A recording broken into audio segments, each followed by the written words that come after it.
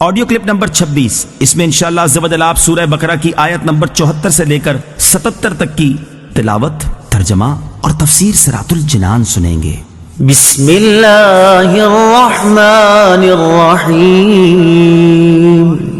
ترجمہ، اللہ کے نام سے شروع جو نہایت مہربان رحمت والا ہے۔ ثم قست قلوبكم من بعد ذلك فهي كالحجارة أو أشد قسوة وإن من الحجارة لما يتفجر منه الأنهار وإن منها لما يشقق فيخرج منه الماء وَإِنَّ مِنْهَا لَمَا يَهْبِطُ مِنْ خَشْيَةِ اللَّهِ وَمَا اللَّهُ بِغَافِلٍ عَمَّا تَعْمَلُونَ۔ ترجمہ، پھر اس کے بعد تمہارے دل سخت ہو گئے تو وہ پتھروں کی طرح ہیں، بلکہ ان سے بھی زیادہ سخت ہیں، اور پتھروں میں تو کچھ وہ ہیں جن سے ندیاں بہہ نکلتی ہیں، اور کچھ وہ ہیں کہ جب پھٹ جاتے ہیں تو ان سے پانی نکلتا ہے، اور کچھ وہ ہیں جو اللہ کے ڈر سے گر پڑتے ہیں، اور اللہ تمہارے اعمال سے ہرگز بے خبر نہیں۔ ثم قست قلوبکم، پھر تمہارے دل سخت ہو گئے۔ تفسیر صراط الجنان میں ہے، اس آیت کی ایک تفسیر یہ ہے کہ حضور پر نور صلی اللہ تعالی علیہ وآلہ وسلم کے زمانے میں موجود یہودیوں کو مخاطب کر کے فرمایا گیا کہ اپنے آباء و اجداد کے عبرت انگیز واقعات سننے کے بعد تمہارے دل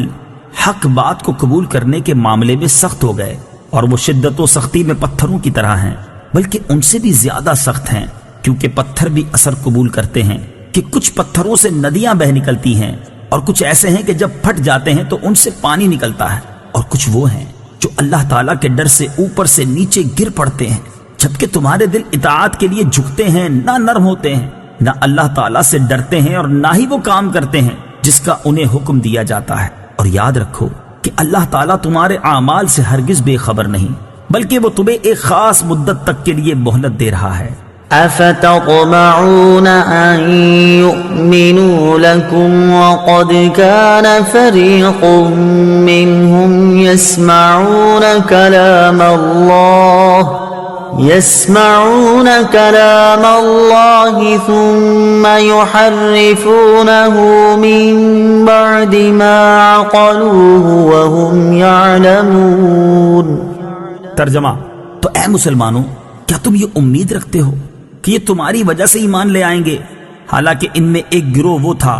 کہ وہ اللہ کا کلام سنتے تھے اور پھر اسے سمجھ لینے کے بعد جان بوجھ کر بدل دیتے تھے۔ افتطمعون، کیا تمہیں یہ امید ہے؟ تفسیر صراط الجنان میں ہے، انصار صحابہ کرام رضی اللہ تعالی عنہم کو اس بات کی بہت حرص تھی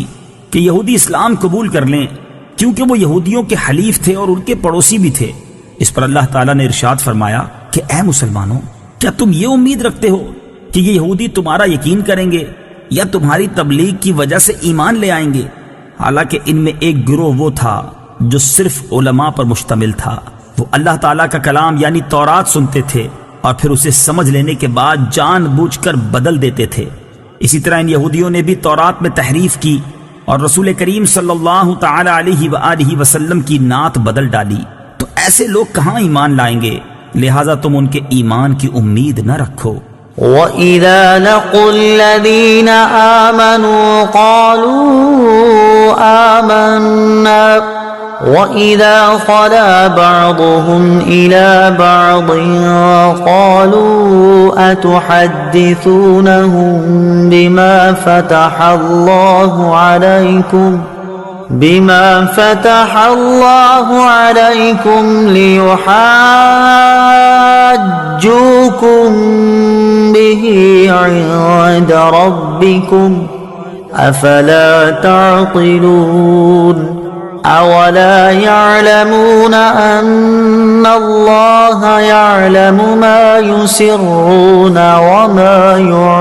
يُعْلِنُونَ۔ ترجمہ، اور جب یہ مسلمانوں سے ملتے ہیں تو کہتے ہیں کہ ہم ایمان لا چکے ہیں، اور جب آپس میں اکیلے ہوتے ہیں تو کہتے ہیں کیا ان کے سامنے وہ علم بیان کرتے ہو